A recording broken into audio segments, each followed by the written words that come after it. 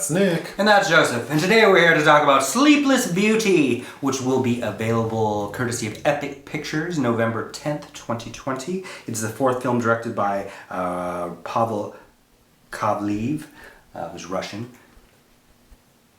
Have you seen any of Pavlev's other films? Yes. He actually was reminded to watch a 2015 film he did called 3, The Ritual, which got a lot of attention at that time. Okay.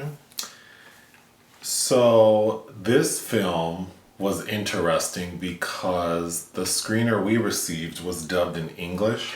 Yeah.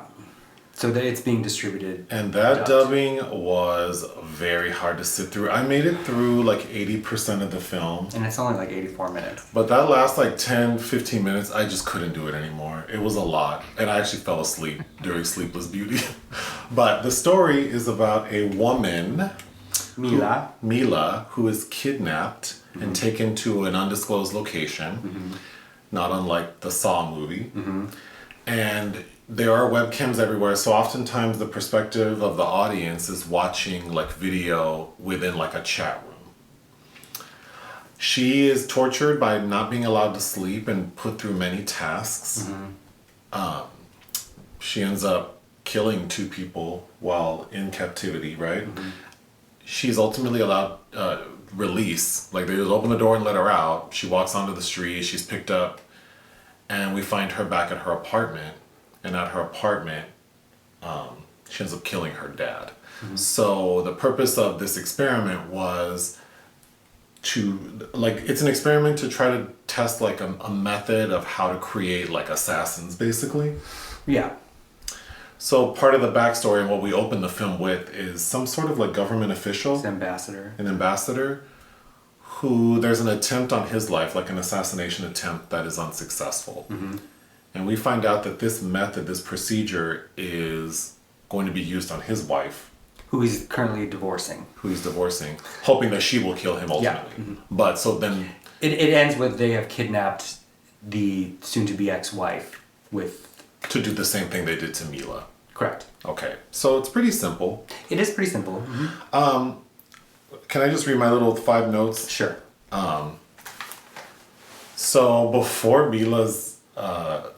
I thought this film seemed crunchy from the beginning because of the dubbing, and also right away when we're introduced to Mila, she's at like a pet's, like it looks like an industrial. Actually, near my office there is like a high-end exotic fish like distributor that sells like fish that cost $20,000, and it's a very sort of industrial space. Yeah. People just don't walk in there, and this. Mila's walking through on her cell phone, talking to her dad, talking about which fish she's gonna buy, and asking if they have like an aquarium for it.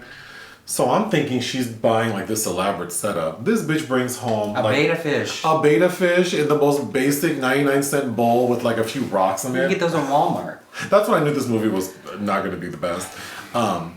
Then that entire opening scene of like her and like there's a lot happening. It takes 19 minutes for the title credit to pop up. Which that's a choice. It's a choice, but also so many things happen before then. So I don't understand why they split it, because it's the ambassador, the assassination attempt, Mila going fish shopping, being kidnapped, taken to the spot. We see the whole setup with the webcam and her being tortured. And then there's a title break. That's a really interesting choice. Sure. Part of her, like the torture she's experiencing is she's subjected to like a VR environment, so the glasses are put on her, and I thought that the visuals that we get a sneak peek of are more interesting than the actual movie. I agree. Well, we get a few snippets and it's like, oh, they're making her watch a Tim Burton film.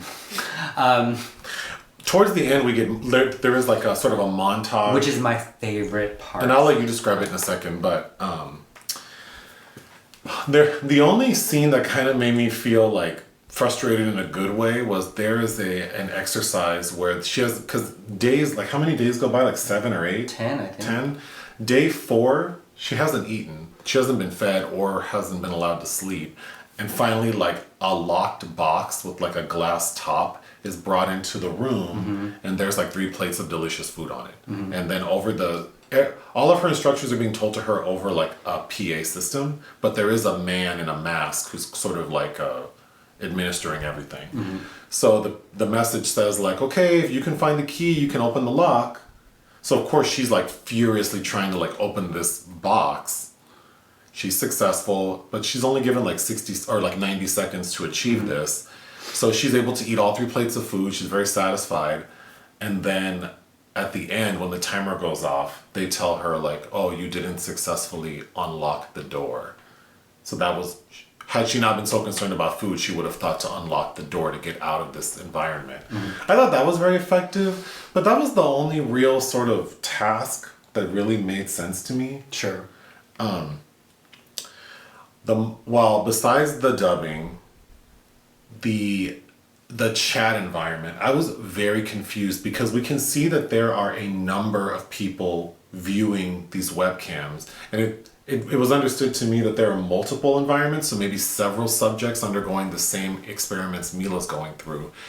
But all of the people involved in the chat, and we're able to like see what they're chatting about, they just seem like regular ass dum-dums in some random chat room talking about like, this is dumb, why don't you do this? And then there's an administrator explaining in very scientific terms what they're doing. And I thought that was a misstep. I think that's a misstep for several reasons. Yeah, go ahead.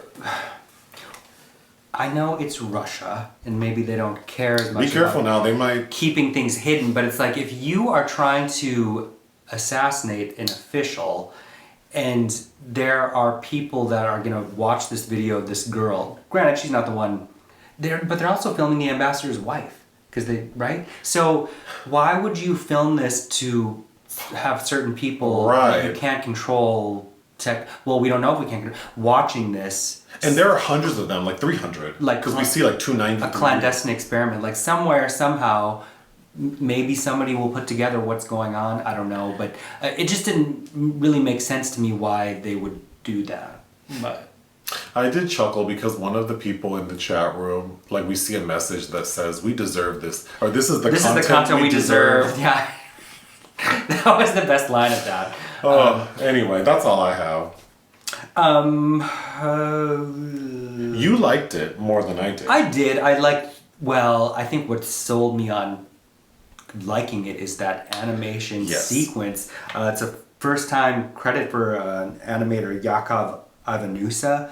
I was very impressed. It reminded me of Jan Svankmajer, Salvador Dali-esque images that of all these like macabre, grotesque things happening. Sexual, that are like sexual and gross and weird and strange and arresting and compelling, and I really liked it. I wanted more of that. Like that could have been a short film on its own, completely unmoored from this, and I wouldn't need it to be tied to this. And even when she's picked up by those 2 dried up looking ladies that are twins. Like, there's something very almost David Lynchian and surreal about that. That it doesn't really mind for what it's worth. But brainwashing, it just seems like, God, you have to do a lot to get the people to do this. I guess the ultimate payoff of having a method where people can be sort of influenced to kill could have value. Sure. That makes sense to me. It's not unlike what's happening in Possessor, where they have the technology where they're taking over a host. But this that's far more advanced than what this shit is. Sure, but this is like Manchurian Candidate. I don't remember. Where they're brainwashing those soldiers to kill when they're triggered by the Queen of Hearts, like in the original, and it triggers them to be mind controlled, to brainwash. But I feel like there's a lot easier ways to brainwash people into serial killing. But be that as it may, the dubbing is a huge mistake. I think there is a way to make things decently dubbed. However, it is always better to see things in their original language with subtitles. That shit took me out so hard. I was just dizzy from how bad it was. I'm not gonna rate the film because I didn't watch the last 15 minutes, but I think that whatever I'm thinking, I would have added, I would have scored it much higher had I seen the film in Russian. Sure, and you know what, I think it's because it's a genre film. It's not considered an art house film, which is why the distributor is probably thinking that this is the way we need to get people. Anybody that's going to watch it would prefer it that way. Because that poor lady who played Mila, I'm assuming her acting was decent, but because of the dubbing, it's laughable. Polina Davydova, she is one of the sisters in 3: The Ritual as well. Okay. What would you give the film? You know, if it was subtitled 3 out of 5, as it is 2.5 out of 5. Okay. Anything else? No. Bye. Bye.